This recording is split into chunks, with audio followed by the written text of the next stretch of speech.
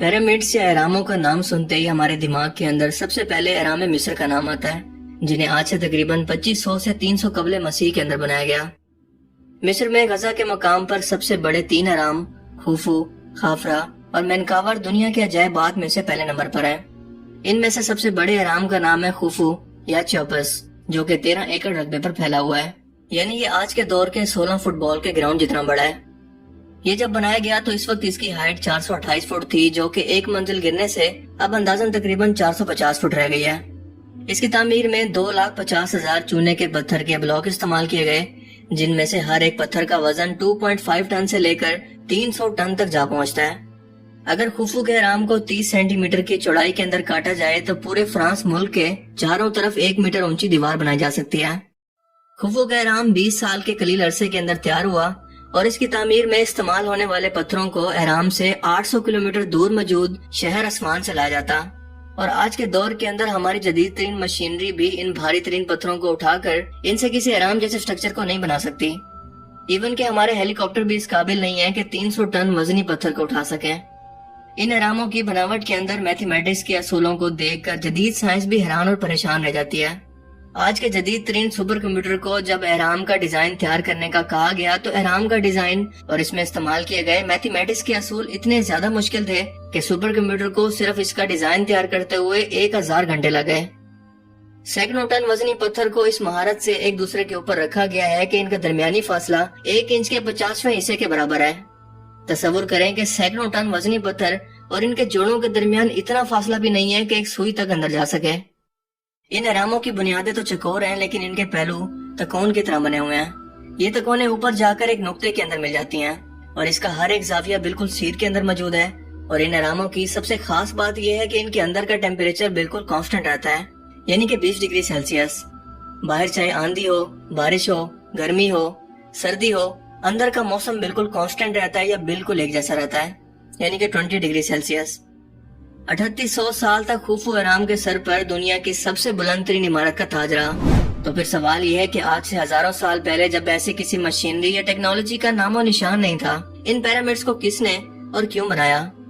آج بھی بہت سے سائنٹسٹ اسے ایکسپلین کرنے کی کوشش تو کرتے ہیں، مگر کسی کے پاس اس کا کوئی تسلی بخش جواب نہیں ہے جسے سائنٹسٹ ثابت کر سکیں۔ ہاں البتہ مفروضات بہت سارے ہیں، اور مفروضات کے بارے میں تو ہم لوگ جانتے ہیں کہ وہ وقت کے ساتھ بدلتے رہتے ہیں، اس لیے ہم ان کے اوپر رلائی نہیں کر سکتے۔ کچھ سائنٹسٹ کا ماننا ہے کہ انہیں اس وقت کے مصر کے بادشاہ، جنہیں فرعون کہتے تھے، یہ لوگ اسے اپنی آخری آرام گاہ کے طور پر تیار کرواتے،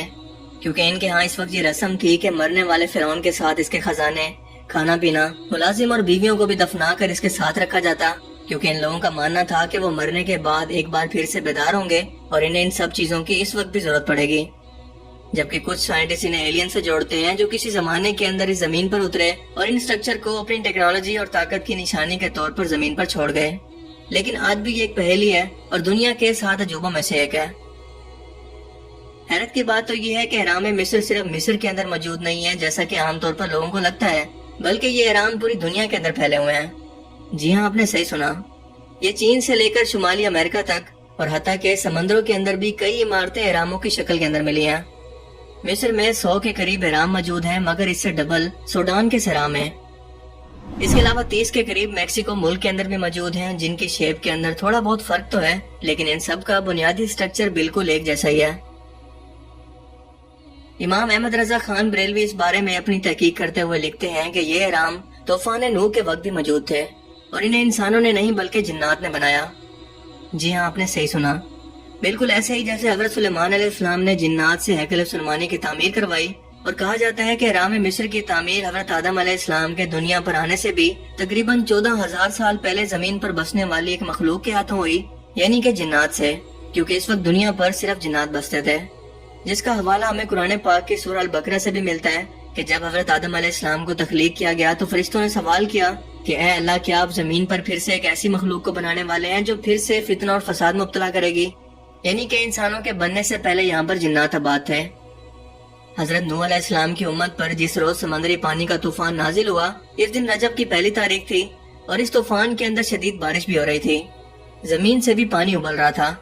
اللہ کے حکم سے نوح علیہ السلام نے جو کشتی تیار فرمائی تھی وہ 10 رجب کو تیرنے لگی، اور اس کشتی پر 80 آدمی سوار تھے، جن میں سے 2 نبی تھے۔ یعنی حضرت آدم علیہ السلام اور حضرت نوح علیہ السلام، کیونکہ حضرت نوح علیہ السلام نے اس کشتی پر حضرت آدم علیہ السلام کا تابوت بھی اپنے ساتھ رکھ لیا، اور اس کشتی کے ایک طرف مرد اور دوسری طرف عورتیں بیٹھی تھیں۔ اس وقت پانی اس وقت کے موجود سب سے اونچے پہاڑ سے بھی 30 ہاتھ اونچا ہو گیا تھا، یعنی کہ زمین سے تقریباً 10 کلومیٹر اوپر تک صرف پانی ہی پانی تھا۔ 10 محرم کو 6 مہینے کے بعد یہ کشتی ترکی میں موجود جودی پہاڑ پر آ کر ٹھہر گئی، جس کے نشان آج بھی اس پہاڑ پر موجود ہیں، کیونکہ برف نے ہزاروں سال تک اس کے نشان کو ختم ہونے سے بچائے رکھا۔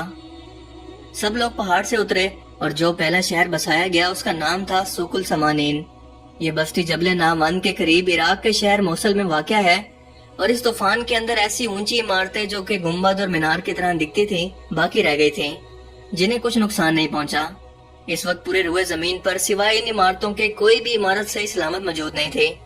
یعنی یہ اہرام حضرت آدم علیہ السلام کی تخلیق سے بھی 5750 سال پہلے یا تقریباً 6500 سال پہلے کے بنے ہوئے ہیں، اور یہ قوم جن کی تعمیر ہے، جو کہ حضرت آدم علیہ السلام کی پیدائش سے تقریباً 60,000 سال پہلے زمین پر انسانوں کی ہی طرح بستے تھے۔ اگر دیکھا جائے تو یہ سوال اٹھتا ہے کہ جنات جیسی قوم کو اتنی بڑی تعمیر کرنے کی ضرورت کیوں پڑی، وہ بھی انسانوں سے پہلے، کیونکہ اس کے بعد ان کی کوئی بھی ایسی تعمیر ہمیں نظر نہیں آتی جس کے بارے میں کہا جائے کہ یہ جنات کی بنائی ہوئی ہیں۔ بیت المقدس کے بارے میں بھی اگر کہا جائے کہ وہ جنات کی بنائی ہوئی ہے تو وہ جبری طور پر حضرت سلیمان علیہ السلام کے حکم پر جنات سے بنوائی گئی، کیونکہ اللہ تعالیٰ نے جنات کو حضرت سلیمان علیہ السلام کے تابع کر دیا تھا۔ لیکن سب سے اہم سوال یہ ہے کہ 15 سے 20,000 سال پہلے جب انسانی قدم نے زمین کو نہیں چھوا تھا، تب جنات کو اس جبری کام پر کس نے مجبور کیا؟ یہ ایک ایسا سوال ہے جس کا جواب ہم نہیں جانتے، کیونکہ اس کا ذکر نہ تو تاریخ کے اندر کہیں موجود ہے اور نہ ہی کوئی ٹائم ٹریولر آ کر ہمیں اس بارے میں بتا سکتا ہے، بلکہ اس کا علم صرف اور صرف اللہ تعالیٰ کی ذات کے پاس ہے۔ تو کیا مصری قوم اس تخلیقات کے بانی نہیں تھے؟ یعنی کہ مصری قوم اس کو بنانے والی نہیں تھی، کیونکہ مصری قوم تو آج سے تقریباً 5000 سال پہلے ہی دریائے نیل کے کنارے آباد ہوئے تھے۔ اور دوسری بات یہ ہے کہ یہ اہرام پوری دنیا کے اندر موجود ہے، نہ صرف مصر کے اندر۔ تو کیا احمد رضا خان بریلوی کے مطابق جنات ہی ان کی تعمیر کے ذمہ دار تھے؟ کیونکہ 250 ٹن وزنی پتھروں کو سطح زمین سے 6000 فٹ اوپر لے کر جانا آج کے جدید دور کے ہیلی کاپٹر کے بس کی بات نہیں ہے۔ ہاں، ہوائی جہاز اتنا وزن اٹھا سکتے ہیں، لیکن مطلوبہ مقام تک بالکل درست طریقے سے ان کو پہنچانا ان کی اوقات سے بھی باہر ہے۔ حتیٰ کہ 250 ٹن وزنی پتھروں کو 6000 فٹ کی بلندی پر پہنچایا گیا اور اس کے بعد ان اہراموں کو تعمیر کیا گیا، یا پھر اسے واقعی ہی کسی خلائی مخلوق کا کارنامہ سمجھا جائے۔ خلافت عباسیہ کے 7ویں خلیفہ مامون الرشید کے بارے میں کہا جاتا ہے کہ وہ اسلامی دنیا کے اکیلے ایسے بادشاہ ہیں جن کو علمی اور تحقیقی کام کا شوق تھا۔ انہوں نے اعلان کر رکھا تھا کہ جو بھی شخص ان کے لیے کتاب لکھ کر دے گا یا کسی غیر ملکی کتاب کا ترجمہ عربی زبان کے اندر کرے گا تو وہ اس کو اس کتاب کے وزن کے برابر سونا انعام میں دیں گے، اور ساتھ ساتھ اس کتاب میں موجود علمی مواد کے لحاظ سے اسے انعام و کرام سے بھی نوازا جائے گا۔ اسی وجہ سے دنیا بھر کے اسکالرز اور سائنٹسٹ مامون الرشید کے پاس اکٹھے ہو گئے۔ اس وقت مصر اسلامی دنیا کے قبضے میں تھا۔ جب خلیفہ کو یہاں موجود کچھ عجیب و غریب عمارتوں کا پتہ چلا اور ساتھ میں یہ بھی پتہ چلا کہ اس کے اندر مصری بادشاہوں کو اپنے خزانوں کے ساتھ دفنایا گیا ہے، تو مامون الرشید اپنے ساتھ سینکڑوں ریسرچرز کو لے کر اس جگہ کے لیے نکلا، اور آج کل جہاں ابو الحلول کا مجسمہ ہے اس کے اوپر پڑاؤ ڈالا۔ انہیں سخت مایوسی اس وقت ہوئی جب انہیں احرام کے اندر داخل ہونے کا کوئی راستہ ہی نہیں ملا۔ آخرکار خلیفہ نے احرام کو توڑ کر راستہ بنانے کا حکم دیا، لیکن احرام اتنے مضبوط تھے کہ اس پر کوئی بھی چیز اثر نہیں کر رہی تھی۔ پھر انہوں نے یہ طریقہ نکالا کہ پتھروں کو پہلے گرم کرتے، اس کے اوپر پھر ٹھنڈا پانی ڈالتے جس سے پتھر ٹرک جاتے، اور اس طرح سے روز 1 فٹ کے حساب سے روز آگے جانے کا راستہ بنانے لگے، اور آخرکار ان کی پہنچ کوئین چیمبر اور کنگ چیمبر تک ہو گئی۔ لیکن یہاں پر خزانہ تو دور کی بات، ممیاں بھی موجود نہیں تھی۔ مامون الرشید دل برداشتہ ہو کر واپس چلا گیا اور سارا کا سارا کام وہیں کا وہیں رہ گیا۔ یہاں کی مقامی آبادی جو کہ پہلے توہم پرستی کی وجہ سے ان احراموں کے قریب جانا بھی پسند نہیں کرتی تھی، انہوں نے جب یہ دیکھا کہ کئی مہینوں سے بادشاہ یہاں پر پڑاؤ ڈالے ہوئے ہیں اور اس پر ان احراموں کا کوئی اثر نہیں ہوا، تو ان کا ڈر اور خوف ختم ہو گیا۔ اس کے بعد ایسا لوٹ مار کا بازار گرم ہوا کہ ان احراموں کے اوپر لگی ہوئی ٹائلوں کو بھی ان مقامی لوگوں نے اتار لیا۔ بودھزم کے اندر ان احراموں کو خاص اہمیت حاصل ہے۔ ان کے مطابق یہ احرام زیر زمین دنیا کا راستہ ہے اور روحانیت کا مرکز ہے،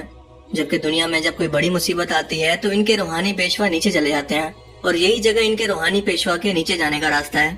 یعنی کہ ان کے روحانی پیشوا کی زیر زمین جگہ پر حکومت ہے اور ان کی مرکزی فرضی شریعت ان کے نیچے ہے، جہاں پر دلائی لاما اور روحانیت میں آگے بڑھے ہوئے شخص حکومت کرتے ہیں۔ اب اگر سوال کیا جائے کہ چلو مان لیتے ہیں کہ جب تک زمین کے حالات ٹھیک نہیں تھے تب تک تو یہ لوگ نیچے رہتے ہیں، لیکن آج کل جب زمین کے حالات بالکل ٹھیک ہیں تو وہ اوپر کیوں نہیں آتے؟ اس کے علاوہ تاریخ میں نیپولین نے بھی اہراموں کی شہرت سن رکھی تھی۔ اس نے جب مصر پر حملہ کر کے غزہ پر قبضہ کر لیا اور پھر اس کے بعد اہراموں کی بنیادوں کو کھود کر اس کے اندر جانے کا راستہ کھلوایا تو تمام ورکرز کو باہر روک دیا گیا اور نیپولین اکیلا اس اہرام کے اندر داخل ہوا۔ جب یہ باہر نکلا تو اس کے چہرے پر کافی گمبھیر خاموشی تھی۔ اس نے اپنے ساتھیوں کو سامان اٹھا کر یہاں سے چلنے کے لیے کہا اور ان کے پوچھنے پر بالکل کچھ بھی نہیں بتایا کہ وہ اتنا خاموش کیوں ہے۔ غرض یہ کہ اہرام مصر ایک ایسی پہیلی ہے جس کو حل کرنے کے اندر آج کی ہماری موجودہ سائنس اور موجودہ دور کے ایڈوانس ترین انسان کی عقل ناکافی ہے، لیکن کوشش اور کھوج انسان کی فطرت کے اندر شامل ہے، اور اب یہ دیکھنا ہے کہ یہ فطرت اسے کہاں تک لے جاتی ہے کہ ہزاروں سال سے نیچر اور وقت کی مار کو جھیل کر وقت اور انسانوں کو چیلنج کرنے والی یہ پہیلی آخر انسانوں کے ہاتھوں کب حل ہوتی ہے اور حل ہوتی بھی ہے کہ نہیں۔ میرا اپنا ذاتی طور پر یہ ماننا ہے کہ یہ کسی انسانوں جیسی مخلوق کا کام نہیں ہے، بلکہ جنات کا ہی کام ہے جو کہ طاقت کے اندر بے مثال ہوتے ہیں۔ لیکن آپ اس بارے میں کیا سوچتے ہیں؟ اپنی قیمتی رائے کا اظہار کمنٹ سیکشن میں ضرور کیجیے گا۔